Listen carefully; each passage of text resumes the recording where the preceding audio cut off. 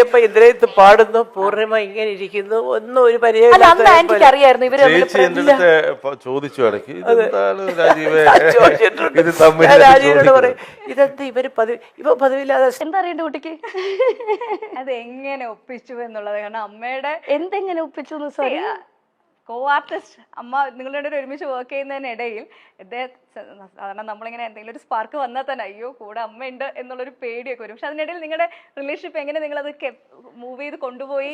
ഒരിക്കലും നമ്മള് ഒന്നാമത്തെ കാര്യം എനിക്കിതൊന്നും ഇപ്പൊ പറയേണ്ട കാര്യമോ എന്നാലും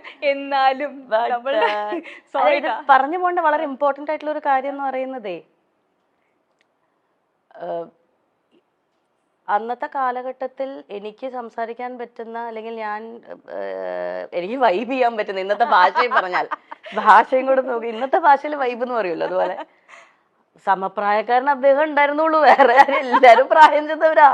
പിന്നെ ഞാൻ ഈ വയസ്സായ ആൾക്കാരുടെ കൂടെ കറങ്ങി അടിച്ച് നടക്കും. ഞാൻ എന്നെ കൊണ്ട് മിക്കവാറും അതെടുക്കൂ ഇതെടുക്കൂ കുട്ടി ലൈറ്റ് ഓഫ് ചെയ്യൂ ഫാൻ ഇടൂ ഓടി നടന്ന് കാര്യങ്ങൾ ചെയ്ത് 19 വയസ്സല്ലേ ഉള്ളൂ. 19-20 വയസ്സ് സമയത്ത് അതേ സമപ്രായക്കാര് സിനിമ സെറ്റിൽ ഉണ്ടാവുക എന്ന് പറയുന്നത് വളരെ കുറവാണ്. വളരെ കോ ആക്ടേഴ്സ് ഉണ്ടെങ്കിലേ ഉള്ളൂ. അതിപ്പോ ഞാൻ പെയ്തു പൊഴിയാതെ എന്ന് പറയുന്ന സീരിയലില് ഒന്നാമത് എനിക്ക് ഭയങ്കര ഹോം സിക്നെസ് ആണ്. ഞാൻ എറണാകുളം വിട്ട് തിരുവനന്തപുരം തന്നെ കുറേ ലോങ് ആദ്യമായിട്ടാണ് അത്രയും ലോങ് ഡേയ്സ് മാറി നിൽക്കുന്നതെല്ലാം.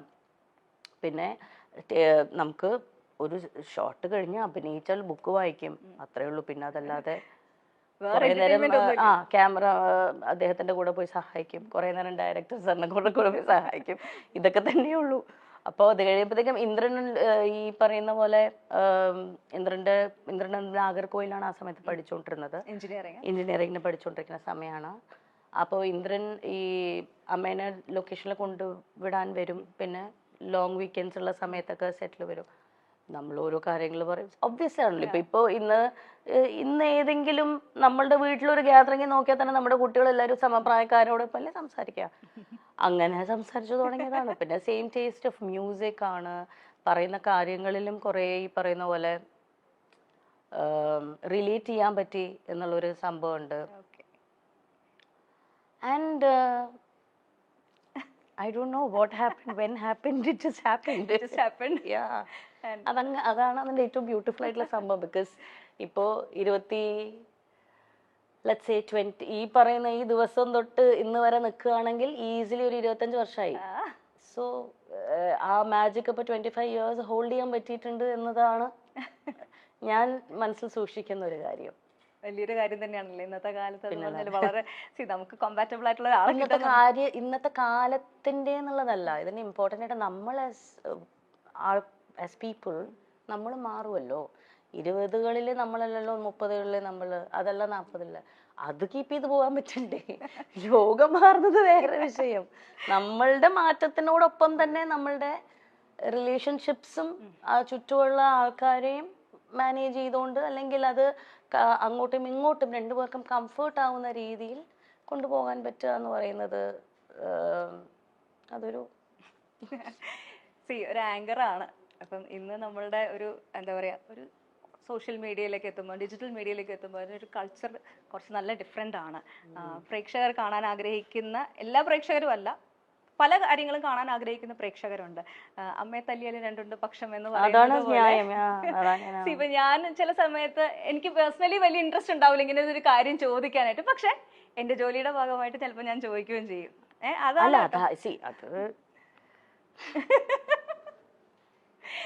അപ്പൊ ആ ഒരു അങ്ങനെ ഒരു ആങ്കറിങ്ങിൽ വന്നിട്ടുള്ള ഒരു മാറ്റം. ഇപ്പം ഇന്റർവ്യൂസ് ഇതേപോലെ കഥ ഇതുവരെ അല്ലാതെ തന്നെ ഒത്തിരി നല്ല നല്ല ഇന്റർവ്യൂ പ്രോഗ്രാംസ് ചെയ്തിട്ടുണ്ട്. ഞാനൊക്കെ കണ്ട് ഒരുപാട് നമ്മുടെ അപ്പൂസൊക്കെ ഭയങ്കര ഫാനായിരുന്നു കേട്ടോ. കഥ ഞങ്ങളുടെ ചാനലിൽ തന്നെ ഇങ്ങനെ ഒരു ഷോ കോൺസെപ്റ്റ് കൊണ്ടുവന്നത് കഥ ഇതുവരെ ഇൻസ്പയർഡ് ആയിട്ടാണ്. അപ്പോൾ താങ്ക് യു. അപ്പോൾ ഈ ഒരു മാറ്റം ഇപ്പം ഞാനിത് പറയാൻ കാരണം മല്ലികാമ്മേനെ ഏത് ഇന്റർവ്യൂവിൽ കണ്ടാലും ബേസിക് ആയിട്ട് ചോദിക്കുന്ന ഒരു കാര്യമുണ്ട് മരുമക്കളെ പറ്റിയിട്ട്. അപ്പം അമ്മ എന്തെങ്കിലുമൊക്കെ പോയി പറയുകയും ചെയ്യും. അത് കിട്ടാൻ വേണ്ടിയിട്ട് നമ്മൾ എന്തെങ്കിലും ഒരു സാധനം ഇട്ട് കൊടുക്കും. അത് നിങ്ങൾ ചിരിക്കൊന്നും വേണ്ട, അമ്മ നല്ല മിടിക്കുക. അമ്മയ്ക്ക് അറിയാം നിങ്ങൾക്ക് എന്താ വേണ്ടെന്ന്. അതുകൊണ്ടാണല്ലോ നിങ്ങൾ പിന്നെ ചോദിക്കുന്നേ. നിങ്ങൾക്ക് ആവശ്യമുള്ള സാധനം അമ്മ തരുന്നുണ്ടല്ലോ, അത്ര അറിഞ്ഞാൽ മതി എനിക്ക്. സോഷ്യൽ മീഡിയയിൽ എന്താണ് ട്രെൻഡ്, എന്താണ് പ്രേക്ഷകന് വേണ്ടത്, എന്താണ് ചാനലിന് വേണ്ടതെന്ന് കൃത്യമായി അറിയുന്ന വേറൊരു വ്യക്തി ഉണ്ടോ എന്ന് എനിക്ക് ഇപ്പോഴും സംശയം. അമ്മയുടെ ഞാനെപ്പോഴും അത് പല ഇന്റർവ്യൂസിലും ഞാനത് പറഞ്ഞിട്ടുണ്ട്. അമ്മയുടെ പ്രായത്തിൽ അത്രയും റെലവെന്റ് ആയിട്ട് നിൽക്കാൻ പറ്റുക എന്ന് പറയുന്നത് ഭയങ്കര ഡിഫിക്കൽട്ടായിട്ടുള്ള ഒരു കാര്യം തന്നെയാണ്. അത് ഇന്നത്തെ ജനതയ്ക്ക് എന്താണ് ഇഷ്ടം, അല്ലെങ്കിൽ ഇന്നത്തെ ജനതയ്ക്ക് റിലേറ്റ് ചെയ്യാൻ പറ്റുന്ന രീതിയിലുള്ള കാര്യങ്ങൾ സംസാരിക്കുകയും അവർക്ക് മനസ്സിലാവുന്ന രീതിയിൽ അത് എക്സ്പ്രസ് ചെയ്യാൻ പറ്റുക എന്ന് പറയുന്നത് ഭയങ്കര ഇമ്പോർട്ടൻ്റ് അല്ലേ. അപ്പം അമ്മ അതിൽ മിടിക്കുകയാണ്. ഞങ്ങളുടെ ചാനലിൽ തന്നെ വന്ന പ്രോഗ്രാമിൽ വന്നൊരു വേറൊരു സാധനം കൂടി ഞാൻ കാണിച്ചു തരാം കേട്ടോ. അമ്മയുടെ ആൻസർ പറഞ്ഞു, ഇത് കേട്ടിട്ട് മരുമക്കളുടെ റെസ്പോൺസ് നമ്മൾ ഇതിൻ്റെ ഒരു റിയാക്ഷൻ ആക്ച്വലി വേറെ വന്നിട്ടുണ്ടായിരുന്നു. ഇത് ട്രോളാണ് കേട്ടോ, ഞങ്ങൾ ചാനലുകാർക്കുള്ള ട്രോളാണ്. കുറച്ച് ഫ്രഷ് ക്വസ്റ്റ്യൻ എടുക്കട്ടെ. മല്ലികാന്റിക്ക് ഏറ്റവും ഇഷ്ടമുള്ള മരുമോൾ സുപ്രിയാണോ പൂർണിമയാണോ? ഇന്ദ്രജിത്താണോ പൃഥ്വിരാജാണോ മല്ലികാന്റിക്ക് ഏറ്റവും ഇഷ്ടം? അടുത്തത് റാപ്പിഡ് ഫയർ ആണ്. 3 ആളുടെ പേര് പറയാം, അതിൽ ഒരാളുടെ പേര് മല്ലികാന്റി പറഞ്ഞേ പറ്റുള്ളൂ. മല്ലികാന്റിക്ക് ഏറ്റവും ഇഷ്ടമുള്ള പേരക്കുട്ടികൾ ഇവരിൽ ആരാണ്? അലങ്കൃത, പ്രാർത്ഥന, നക്ഷത്ര. ഇഷ്ടമില്ലാത്തത് പറയാട്ടാ. ഏറ്റവും സെൽഫിഷായ മരുമോൾ സുപ്രിയാണോ പൂർണിമയാണോ? ഇത് നിങ്ങൾക്കെതിരെയുള്ള ട്രോളാണ്. മല്ലികാന്റി പോയല്ലോ, ഒരു ഫ്രഷ് ക്വസ്റ്റ്യൻ കൂടി ഉണ്ട്. ഇന്ദ്രനാണോ പൃഥ്വിയാണോ? നല്ല മക്കൾ ഇവരാരാണ്? ഇതിന്റെ വേറെ സംഭവം ഒറിജിനൽ സാധനം ഞങ്ങളുടെ ചാനലില് മല്ലികാമ്മയുടെ ഷോ വന്നപ്പം വന്ന ക്വസ്റ്റ്യൻ ഓഡിയൻസിന്റെ ഇടയിൽ നിന്ന് വന്നതാണ്. ചെറുതായിട്ടെങ്കിലും ഒരു അമ്മായിയമ്മ മരുമകൾ പോരുണ്ടെങ്കിൽ ആ പോരെടുക്കുന്ന ആരെടുത്തായിരിക്കും? സുപ്രിയ. എനിക്കത് ഇഷ്ടമേ അല്ല. ഞാൻ എന്നെ കിട്ടത്തില്ല പോരിന്. ഞാൻ ഇവരുടെ കൂടെ താമസിക്കത്തില്ലല്ലോ.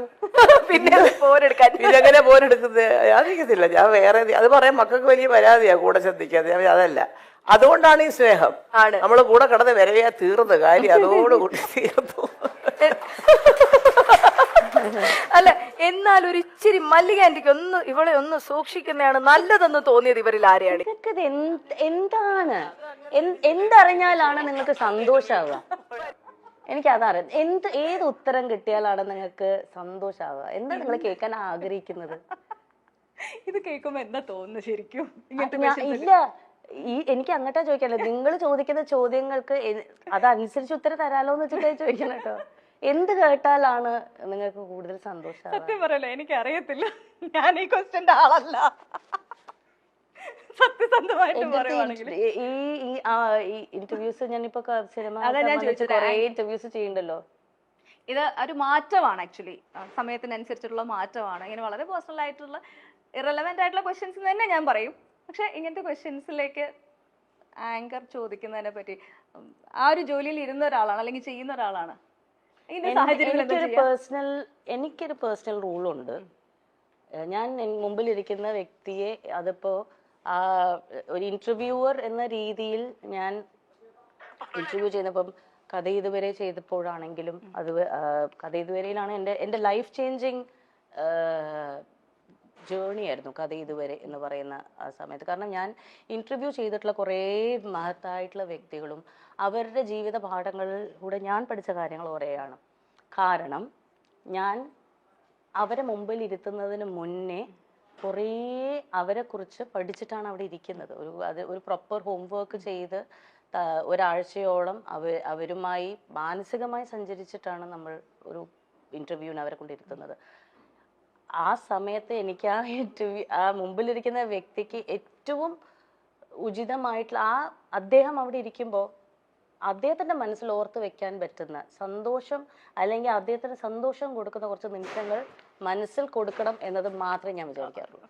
എൻ്റെ ഇന്റർവ്യൂവിനെ കുറിച്ച് ആലോചിക്കുമ്പോൾ മുമ്പിലിരിക്കുന്ന വ്യക്തിക്ക് ഒരു സന്തോഷവും സമാധാനം ഉണ്ടാവണം. ഞാൻ എൻ്റെ ഏറ്റവും ട്രൂ സെൽഫായിരുന്നു അവിടെ, അല്ലെങ്കിൽ എനിക്ക് എൻ്റെ മെമ്മറബിൾ മൊമെന്റ് ആയിരുന്നു ഞാൻ ഈ ഇന്റർവ്യൂവിൽ സ്പെൻഡ് ചെയ്യാൻ പറ്റിയത് എന്ന് ആ ഒരു ഹോസ്റ്റിന് ആ ഒരു ഗസ്റ്റിന് ഫീൽ ചെയ്യിപ്പിക്കാനുള്ള രീതിയിലുള്ള ഇന്റർവ്യൂസേ ഞാൻ പ്ലാൻ ചെയ്യാറുള്ളൂ. ഒരിക്കലും മുമ്പിലിരിക്കുന്ന വ്യക്തിയെ ഡിസ്റെസ്പെക്ട്ഫുൾ ആയിട്ട് അവർക്ക് അൺകംഫർട്ടബിൾ ആയിട്ടുള്ള രീതിയിൽ ചോദിക്കരുത് എന്ന് തന്നെ എനിക്കൊരു പേഴ്സണൽ ആയിട്ടുള്ള അതെൻ്റെ പേഴ്സണൽ സംഭവമാണ്. റൂൾ ബുക്കിൽ പ്രധാനമായി വരുന്ന ഒരു കാര്യമാണ്.